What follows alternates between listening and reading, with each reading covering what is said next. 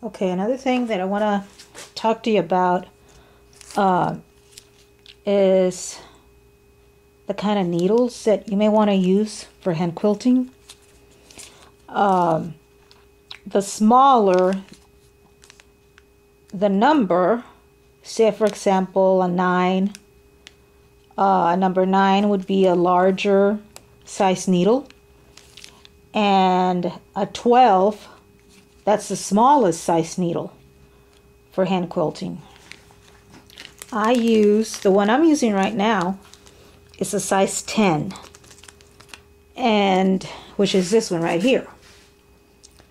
That's a size 10, and so far I like it, but this is what I've used before, right here, and I really like these needles. These are a size 11. See, size 11. And as you can see, they're pretty tiny. Pretty tiny. The smaller the needle, the smaller of a stitch you're going to get. So that's something to remember. And the way that I marked this quilt, since you know I like using the Baptist fan design, let's see if you can see it here. See, there it is. What I used for that, to get that, is I used this right here. It's called an easy circle cut, and all I did was I placed this first half circle on the corner of the square, and I just marked, I used every other half circle to mark it, and that's pretty easy. And if I'm quilting a large quilt, shh, quiet, if I'm quilting a large quilt, this is what I use. I made this myself. This are just, you know, cardboard arches. They're 1.5 inches wide, and I can use all of them if it's a pretty large quilt, or not all of them. And this right here is the one I always start with. That's number 1. You know, I have them numbered so I'm confused. And I really like the way this works for me. So I like using the Baptist fan design because it goes a lot quicker. It's a lot easier to sew. Doesn't have any intricate, you know, designs and no curves really. No zigzags, nothing like that. It's just a very small curve, since it is half a circle, and it just looks good. It really looks good in everything, you know, in any quilt that you have. It's just a design that can work for any kind of quilt. Unless you have something like this. I didn't think the Baptist fan will look good on these triangles, so like I said earlier, I just, you know, drew I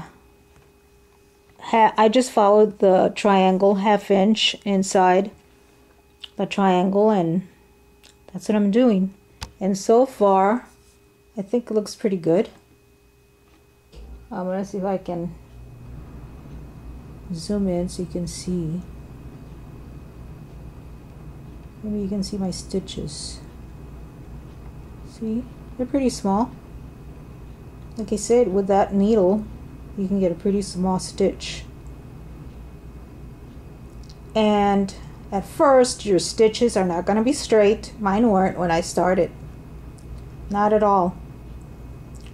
And they are still not always straight, especially if your needle is bent and you still use it, your stitches are going to be crooked. You have to make sure you use a new needle every time you start a new project.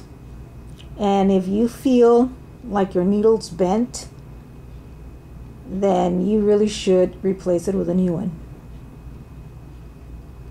So,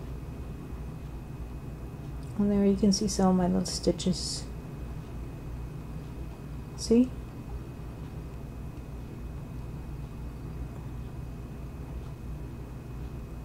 And like I said, I really like the multicolor thread because it tends to hide within the colors of the quilt. And that's something I really like now. So that's about it. Oh, and there are so many. You may not know what kind of needle to use when you start, but you just have to experiment and see what you prefer. Just, needles are not very expensive. Not at all. Like these right here are 75 cents, which isn't too bad. Now these, the Roxanne needles that I do like, those were $7.50, but you get a lot of them. I mean, a lot.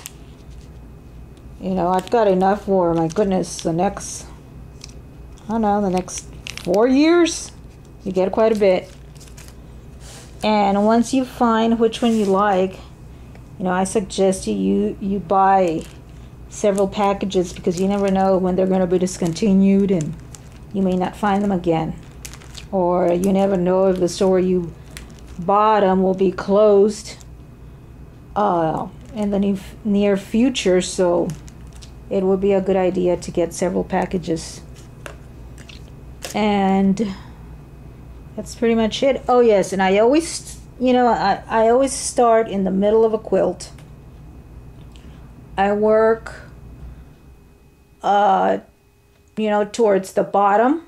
I start at the middle, work towards the bottom, and then I just pick it up, take it out of the frame, turn it over, and just do it that way.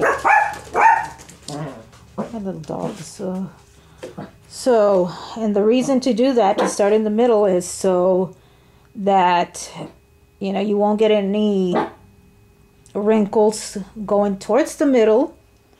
If you start on the edge, it might get bunched up towards the middle. And when you start in the middle, if you're going to have any wrinkles, they kind of go towards the edge of the quilt, where you can eventually, just trim away the excess fabric or something. So that's about as good as any advice I can give you. It's, in the long run, it's really going to be what you prefer, what you like to use, what kind of thread, what kind of needle, what kind of position you like to put your quilt and the frame on, and really, that's about it. So that's it.